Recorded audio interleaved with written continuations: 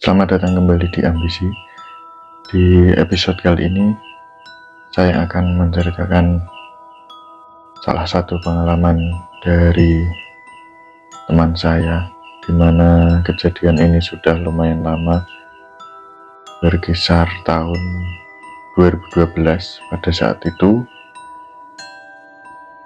dari narasumber yang saya temui ini, dia mengaku pernah melakukan ritual suatu ilmu. Jadi narasumber ini menceritakan kepada saya, dan nanti yang akan saya ceritakan pada teman-teman semua.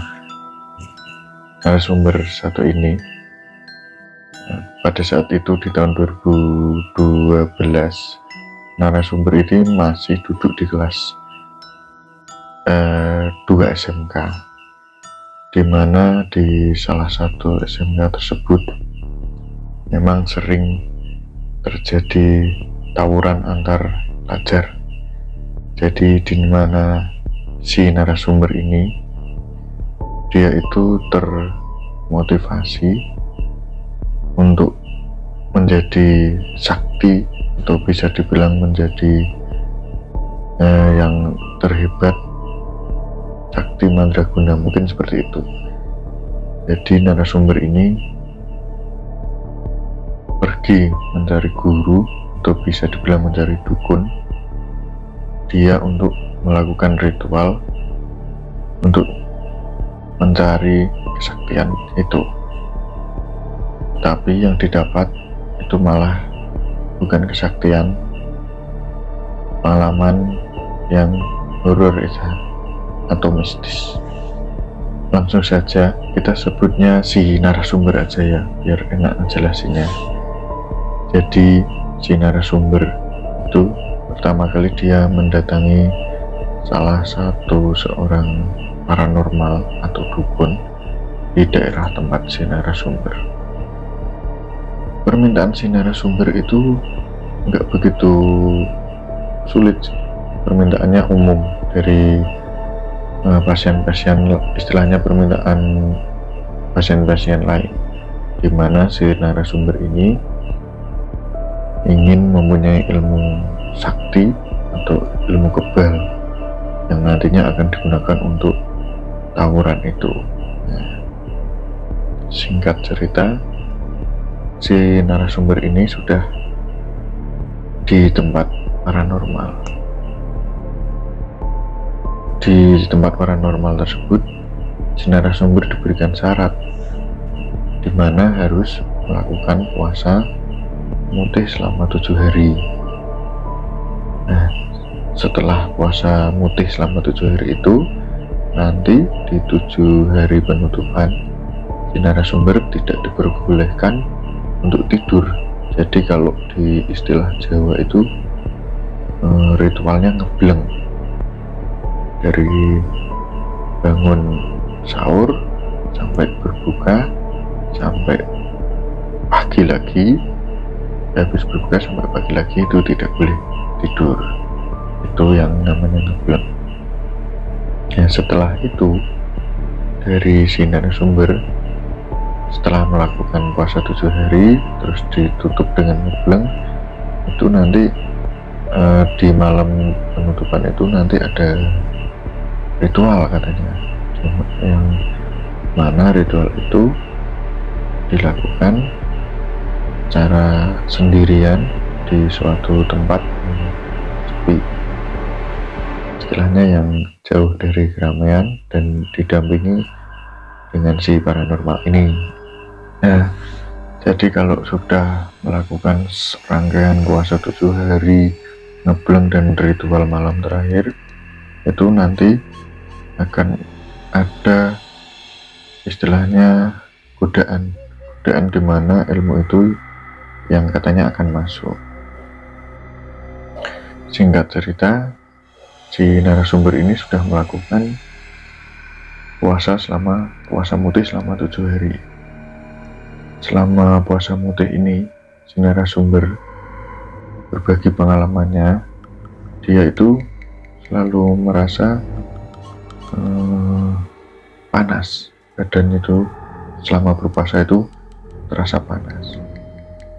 Lanjut setelah 7 dimasuk di hari yang ke-7, si narasumber ini datang ke tempat si paranormal karena nantinya kan akan melakukan penutupan itu, atau istilah Jawanya puasa mutih ngebleng. Kemudian sesampainya di tempat paranormal, si narasumber ini disuruh untuk membaca ayat-ayat lah yang sudah ditentukan oleh si paranormal tersebut atau gurunya itu tadi. Pengakuan si narasumber ini, dia itu disuruh melakukan ritual di satu ruangan itu yang gelap dari jam 12 malam sampai jam 3 pagi. Ya, yang disampaikan si narasumber itu melakukan ritual di kamar itu dan membaca sebuah bacaan entahlah yang dikasih oleh dukunnya atau paranormalnya itu, yang katanya nanti bakal ada ujian atau rintangan yang datang. Jadi kalau si narasumber ini kuat dan gak takut, itu dipastikan ilmu yang diminta itu akan lolos atau berhasil. Tapi jika si narasumber ini takut, ilmunya nggak akan jadi, istilahnya nggak akan lolos. Jadi pengakuan si narasumber ini, di jam pertama dia sudah melakukan ritual. Posisinya duduk sambil merem dan membaca ayat-ayat yang sudah diberitahu oleh dari paranormal. Selama narasumber ini melakukan ritual, itu katanya banyak godaan yang akan masuk, istilahnya yang akan menakut-nakuti. Pengakuan si narasumber ini, padahal dia itu dengan posisi mata merem, duduk terdiam di tempat gelap, tapi dia seolah-olah melihat orang yang membawa pedang panjang. Itu pengakuan si narasumber. Seolah-olah orang tersebut mau melukai. Tapi di situ si narasumber ingat lagi apa yang dikatakan si dukun atau paranormalnya. Kalau kamu takut, ilmunya nggak akan masuk. Istilahnya kamu nggak akan lolos ujian. Kalau kamu nggak takut, kamu akan lolos. Si narasumber tetap dengan menutup mata dan membaca bacaan yang sudah dikasihkan oleh paranormal tersebut. Satu ujian pertama, narasumber masih kuat. Setelahnya dia masih berani masuk di jam kedua. Istilahnya narasumber ini katanya didatangi harimau, seekor harimau atau macan gede, itu yang katanya besar itu. Gede besar, seolah-olah macan itu mau menerkam si narasumber. Dan di situ narasumber ini ingat lagi dengan apa kata gurunya. Kalau kamu takut, kamu nggak akan lolos. Kalau kamu nggak takut, kamu akan lolos. Godaan kedua, narasumber ini sanggup melewati. Pengakuan si narasumber ini, dia itu sebenarnya udah sangat ketakutan karena emang benar-benar keadaan itu mencekam atau seram.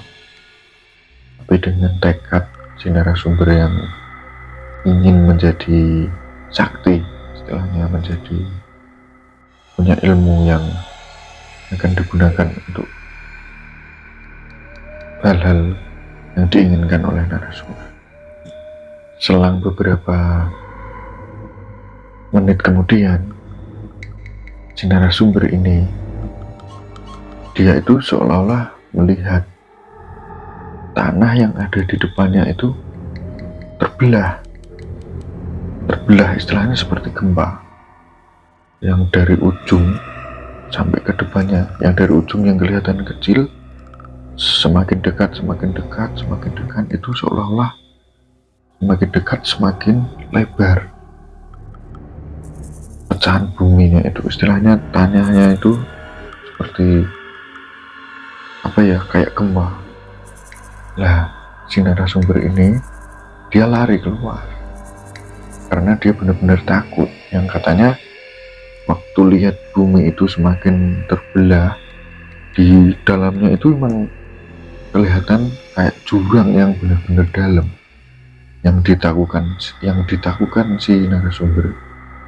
Dia takut kalau terjatuh, dia tahu kalau ini istilahnya ujian, godaan yang diberikan itu dari si paranormal. Tapi di sini si narasumber sudah tidak kuat, dia lari keluar dari ruangan tersebut. Dia langsung mendekati sang guru si paranormal tadi, dan dia mengatakan kepada guru si paranormal itu tadi kalau dia udah nggak sanggup, istilahnya nggak bisa melanjutin ritual tersebut. Sampai di sini semua prosesi dari awal dan sampai di sini si narasumber memutuskan untuk berhenti, istilahnya tidak melanjutkan ritual itu.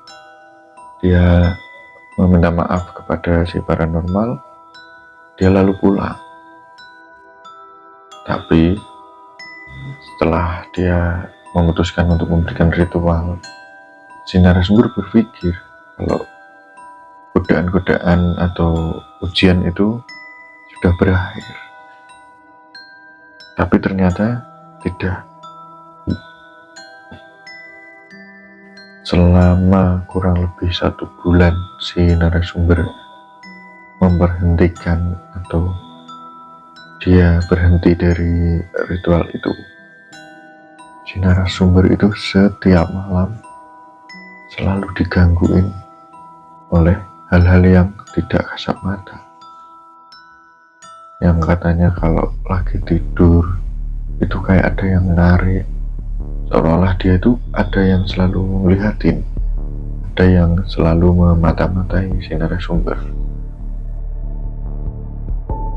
Si narasumber juga bercerita pernah satu kali tempat di perkampungan dia tinggal itu, si narasumber pernah dia itu melihat 2 pocong di pinggir jalan yang tergeletak di pembatas jembatan itu. Nah, kejadian-kejadian seperti itu terulang-ulang terus, dimana selalu menghantui narasumber karena sudah membatalkan ritual untuk sebuah ilmu yang mau narasumber pelajari. Jadi di sini kesimpulannya, selesaikan apa yang sudah kamu mulai. Terima kasih yang sudah menonton video ini. Jangan lupa like dan subscribe.